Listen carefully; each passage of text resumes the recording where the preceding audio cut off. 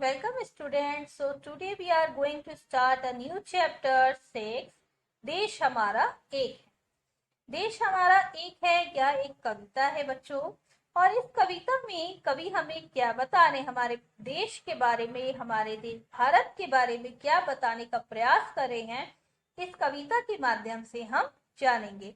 तो let's start बच्चों। आप सभी अपनी, जब ये वीडियो आप लोग देखें तब आप लोगों को अपनी बुक ओपन कर लेनी है और पेज नंबर 39 ओपन करना है। जितने भी मैंने हार्ड वर्ड्स अंडरलाइन किए हैं आपको भी अंडरलाइन करना है, उनके अर्थ को लिखना है, याद करना है और कविता की पंक्ति को याद करना है। और जो उस कविता के माध्यम से कवि हमें बता रहे हैं उसे समझने का प्रयास करना है इस वीडियो की हेल्प से।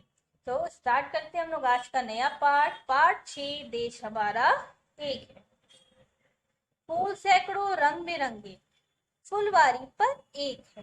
फुलवारी पर एक है यानी कि अनेक सैकड़ों की संख्या पर फूल रंग बिरंगे हैं, फुलवारी पर एक है। यानी कि जब ये रंग बिरंगे फूल एक गुलदस्ते की तरह जब सज जाते हैं तो बिल्कुल मानो फुलवारी जैसे दिखाई देते हैं। और फुलवारी में लगता है गुलदस्ते में कि सारे फूल एक ही जैसे, उनमें कोई भी भेदभाव नहीं है।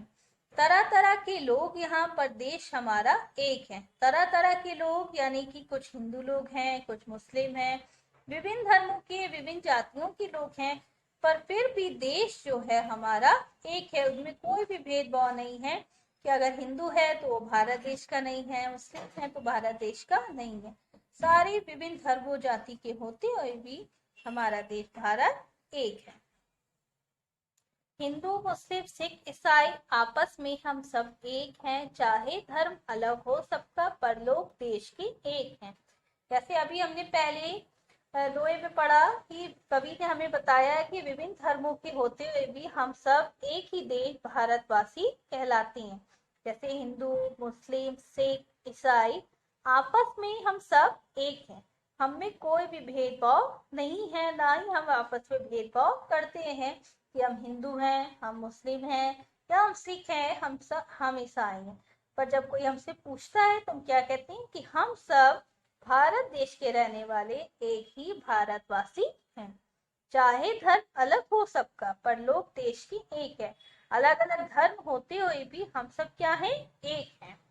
पत्ते कई हजार इसके, पेड़ मगर लेकिन यह एक है। जैसे आपने देखा ना कि एक पेड़ है, उसके बहुत सारे पत्ते होते हैं, तो क्या कहा जाता है कि पत्ते इस पेड़ के नहीं है? वो किससे जुड़े? इस पेड़ से जुड़े है ना। कई सारे पत्ते होते हुए भी लेकिन क्या होते हैं वो, मगर का अर्थ होता है लेकिन। वो क्या होता है, पेड़ जो है एक ही है, एक ही पेड़ है और उसमें कई सारे पत्ते हैं लेकिन वो एक ही पेड़ पे लगा है। तो उसकी अलग से हम उसकी व्याख्या नहीं करेंगे तो हम कहेंगे कि हाँ इस पेड़ के पत्ते हैं। उसी तरह इस पत्तों की तरह हम अलग अलग प्राणी हैं लेकिन हमारा देश भारत एक है। लाखों यहाँ सितारे चमके, आसमान पर एक है। बहुत सारे सितारे हैं लेकिन आसमान हमारा एक है। हम सबका आसमान एक ही है, ये नहीं कि हम अलग अलग हैं तो हमारा आसमान अलग अलग है। हम सबके पास एक ही आसमान है। पहनावा भी अलग अलग पर भारतवासी एक है। पहनावा यानी कि पोशाक, हमारे जो ये कपड़े हैं वो अलग अलग हैं सबके, लेकिन हम सब क्या हैं, भारतवासी एक है। भारत के रहने वाले लोग हम सब भारतवासी कहलाते हैं और हम सब एक हैं। जाति और भाषाएं अनेक, राष्ट्रगान पर एक है।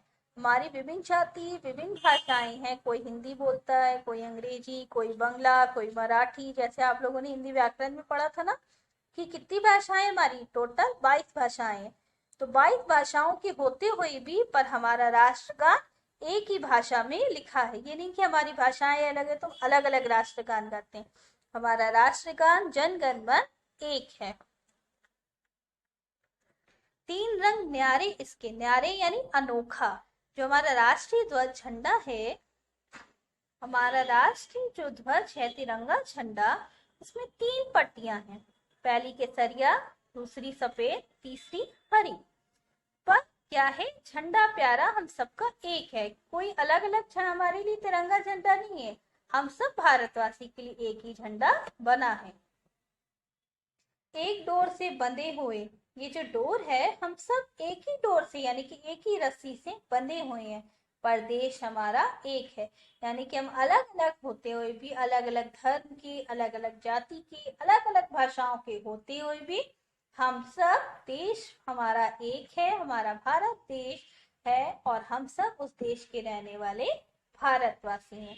तो कवि हमें क्या बता रहा है कि हम सब अलग अलग होते हुए भी एक ही देश के वासी हैं, भारत देश के वासी हैं और हम सब क्या कहलाते हैं, भारतवासी। तो बच्चों आपको क्या करना है, इस कविता को अपनी किताब से, इस वीडियो की हेल्प से समझना है और इस कविता को याद करना है। और ये अभ्यास कार्य, बहुविकल्पी प्रश्न और कविता की पंक्तियां पूरी कीजिए। इसे आपको अपनी किताब से भरना है और किताब से भरकर याद करना। आपका पहला क्वेश्चन है कि हिंदू, मुस्लिम, सिख और ईसाई कौन हैं? तो अभी मैंने आपको बताया कि हम अलग अलग धर्मों के होते हुए भी भारतवासी कहलाती हैं। तो आपका पहला ऑप्शन सही होगा। आपको जल्दी से टिक करके याद कर लेना है कि हम सब भारतवासी हैं। भारत में बोली जाती है एक भाषा, दो भाषा, अनेक भाषाएं। मैंने अभी आपको बताया था, व्याकरण में पढ़ाया था कि हिंदी में कुल क्या, हमारे भारत में कुल कितनी भाषाएं हैं, 22 भाषाएं हैं। तो एक और दो भाषा तो होगी नहीं, 22 है तो यानी कि बहुत सारी। तो अनेक भाषाएं पर आप टिक कर लेंगे।